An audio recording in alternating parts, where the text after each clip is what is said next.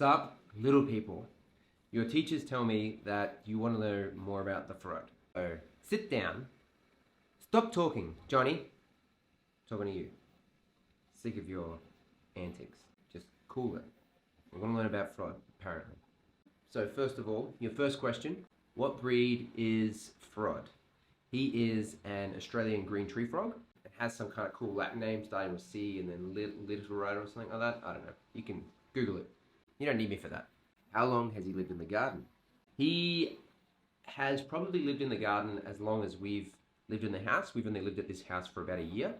So I think he's probably lived here the entire time. So I think frogs live, I don't actually know how long they live. That's another thing you can Google. But maybe, I have in my head like 8 or 9 years. I don't know. Are frogs common in NT gardens? Yes, specifically the green tree frog. They're kind of everywhere around here. And it's much less common to see different breeds. Why do you have a 3D printer? But I kind of just thought that I might like a 3D printer. I liked 3D design growing up, just making models and stuff like that. And I thought it'd be cool to be able to make something in 3D on a computer and then physically have that object in the real world, like this FrodHouse. It's just really cool. I love that concept. Next question. What is your occupation? My current job is I'm a product designer for a software company. So I basically design where buttons go in software and apps. How are FrodHouse sales? We finally caught up on FrodHouse sales. I think we've now sold just over 50 into Australia, into US, Canada, and New Zealand. Is the FrodHouse popular to buy? I mean, yeah. So like, it was really popular when that first video came out, and since then it's died off a lot. So yes, I would say out of 10, its popularity is a 4.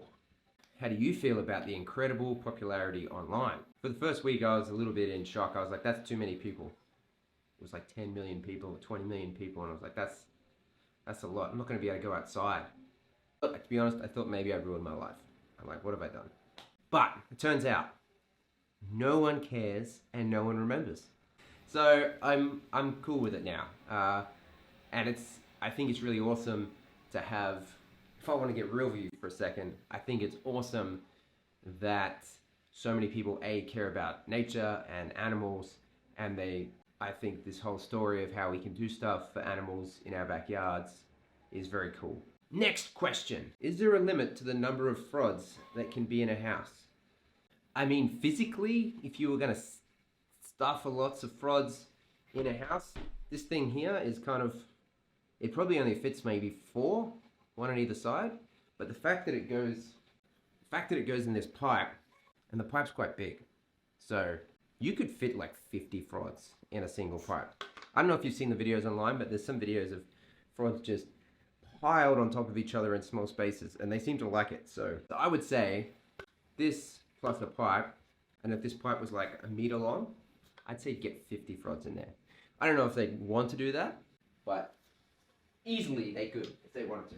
But based on the numbers that I've actually seen, there has been at least 4 live in that first house, that first square pipe. More recently, there's a second pole that they're living in, and that one has 6 that we know of. So it's had 6 frods come out in a single night. So that's interesting. So I'm going to say 8. What was your original question? Is there a limit to the number of frods? It's such a, I don't know how to answer that question. There's a physical limit, but also the number that want to live in there is probably like 6 to 8. That's the max. I'm going to say 6 to 8. Why did you make it? That's a very perceptive question. Well done. Basically, we just saw the frod sitting in the fence one day, and then I think it was actually my wife was like, he probably gets hot in there. He might like a roof, and I was looking for a project. So I was like, wow, wouldn't it be cool to just put a little topper on the fence, A, make it look cooler, but B, actually provide some functional benefit to the frog. So it stops the sun, but also I made sure that it captured the water, so there was no technical downside to it. That's my answer to that question. You're welcome.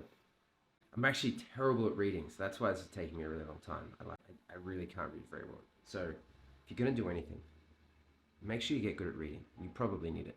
Unless there's some kind of like cybernetic connection that goes into your brain by the time you're older, and then you don't need to read. So that might be cool.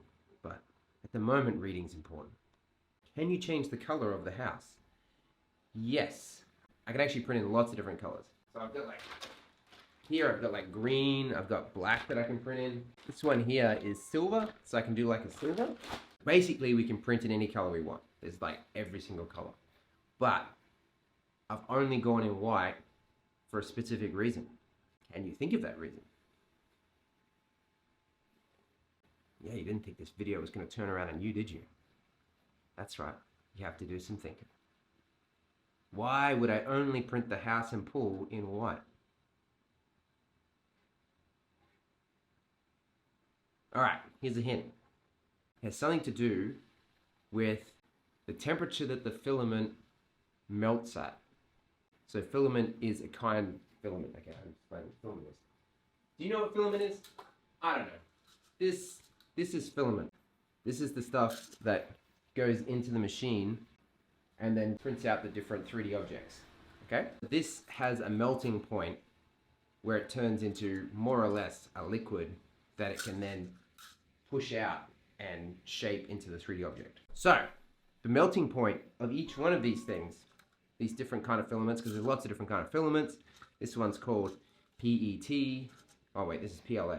This one's called PLA, which stands for something. I don't know what it stands for. And then you've got this other one, which looks the same. Oh, Jesus. That's the same. That is also the same. That's the same. This one. This one is different. This is PETG, which also stands for something. But I think actually the one fun thing about that, PETG is similar to what they make plastic bottles out of, I think. Teachers, you may want to fact check that before they accidentally learn the wrong thing, but that's my current belief. Anyway, so basically, these two different kinds of filament have different melting points. And at a certain point, they start to get soft, and at a certain point, they start to actually turn to liquid. And some of them, so this one, PETG, actually has a higher melting point than PLA. Anyway, if you're still there, because that took ages, the reason is because when the sun hits it, white doesn't absorb as much heat as a dark color like black or gray. If I did a color that absorbed more light from the sun, then it's more likely the house would start to mold, like de-shape and fall apart essentially. So, there you go. That's a long story. I hope you've learned something. Last question. Can you make a house on the ground? That is possible. This house is a house that you can put on a pipe, but you could also put it on the ground. Does that answer your question? I mean, seriously though, I am considering making a house on the ground, but it would be for a different kind of frod, some kind of toad. Obviously not a cane toad, because they're the enemy, but different kinds of frogs that live in the dirt or in ground or can't climb, like non-tree frogs, would probably benefit from a house that is on the ground. I haven't done any research into that, but if you were to build your own frod house and you were going for ground, I'd be thinking about what does a ground frod species need? Do they need it to be dark? Do they need to be something? I don't know. I don't want to do the work for you. You have to go do the research. It's your job, not mine. Jeez. If you've made it this far, I want to throw down a design challenge for you. The best 3D frod houses that get sent to me, I will print and send back to your school on one of these prints in the color of your choosing. You know, I've only got like 4 colors. You can have the color I choose. But anyway, the best house, the best 3, I'll print. And it has to be good.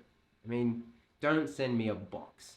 If you haven't put any thought into your 3D out, your frod house, then I'm not going to print it. Okay? This is the real world. You know, school, they'll tell you your finger painting's good, even when it's no good. I'm going to tell you when your house isn't any good. Put some effort in, okay? and then we'll print the best 3. That's the plan. Why not? But yeah, make sure you like consider what the frod needs. And I mean, personally, I don't like to go too decorative. I like to make sure that the changes that I build into the house are going to benefit the fraud, not about things that I think look good. You got to look at it from the fraud's perspective. What does the fraud want? What does the fraud need? He probably doesn't want a big rotating sign that says fraud or a dance floor. Okay? Don't build him a dance floor. He doesn't want it. He can't dance. So what does he want? Think about that. Design some stuff that aids him or her to be more successful in their life, and then maybe you'll change the life of a single or multiple frauds. That's the challenge. You can design any program you want. Just make sure you can export it in some kind of 3D format that I can deal with. I use Fusion 360. I don't think you have to use that. You could use like SketchUp or Blender. I don't know what you're learning in school, but one of them. Learn one of them. Build it, send it. I'll print the good ones. Thanks for watching. Excited to see what fraud houses you come up with. See you later.